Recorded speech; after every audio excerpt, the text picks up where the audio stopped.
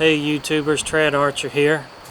I assume you landed on my channel because you did a search for Walmart 390 and it brought you here because this is my video about my Walmart Beretta 390. The gun is safe and I am at the rifle range. Nobody else is here, fortunately. So the Walmart Beretta 390 is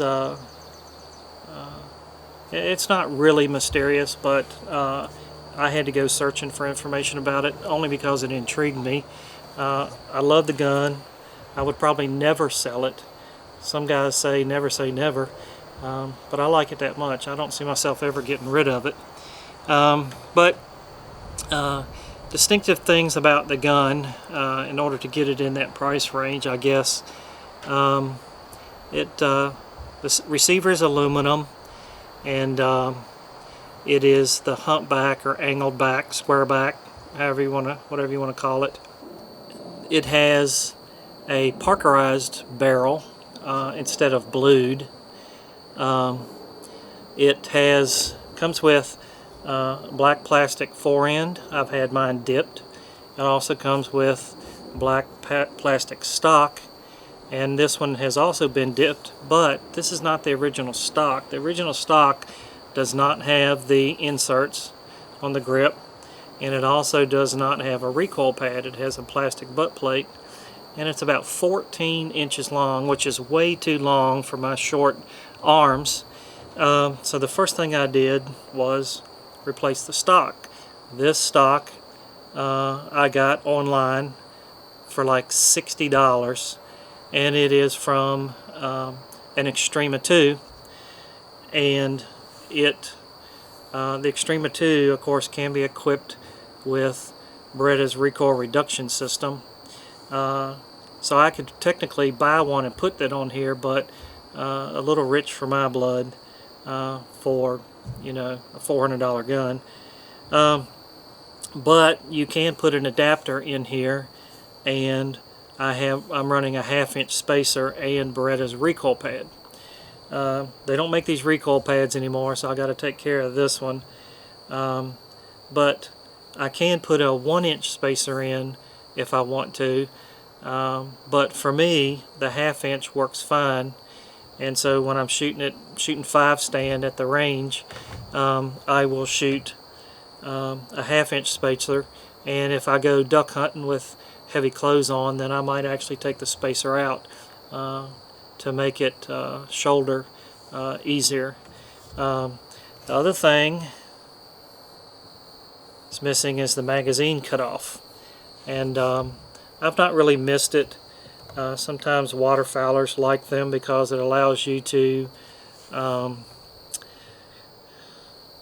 lock the bolt back and remove one from the chamber without disturbing any of the rounds in the tubular magazine.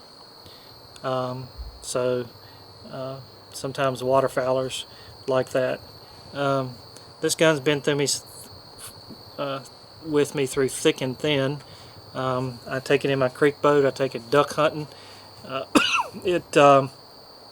I've had it swan hunting many times. The last time I had it swan hunting in a ditch, I got dirt in the action when I laid the gun down right before I was getting ready to shoot my bird, so it jammed the action, and I had to borrow somebody's Benelli Super Black Eagle in order to shoot my bird, so don't get dirt in the action. I've probably shot this one 4,000 to 5,000 times. It's very, very easy to clean. One of the simplest actions there is. I keep it dry up here that way, so there's no buildup. Sometimes you'll have to use some steel wool to get inside the gas operation in there to get everything, all the residue out. But it's a pretty nice gun. The other thing I hadn't thought about is the forend nut does not come with the swivel stud, so you have to buy those aftermarket. Good luck finding one of those now. So this, if you're wondering about value, I'm no expert. I don't have any idea what, but I can tell you this: a functioning semi-auto loading Beretta shotgun is at least $400. You can, it ought to be able up there with the Remington 1100s in value. So you ought to be able to get one. You ought to be able to at least get $400 for it. The thing about it is, I would not dare sell this gun for $400. I wouldn't sell it for $500. I don't know. To me, it's priceless. I don't know that I would ever sell it. That's how good a gun it is to me. So as far as value goes, about 10 years ago, I traded a modified Ruger 1022 that was probably worth about $350. Probably more, about like $300. I traded it at a gun show. It was worth about $300, and I paid the guy another $100 on top of it. But I just don't see anybody interested in selling one if they have one for under $500. So I wouldn't be able to value one. Certainly it's worth $400. I just don't see anybody wanting to sell one for $400. I don't see guys that own them wanting to sell them for under $500. Now, I've seen a 3901. That's a pretty nice gun too. So maybe keep your eye out for one of those too. But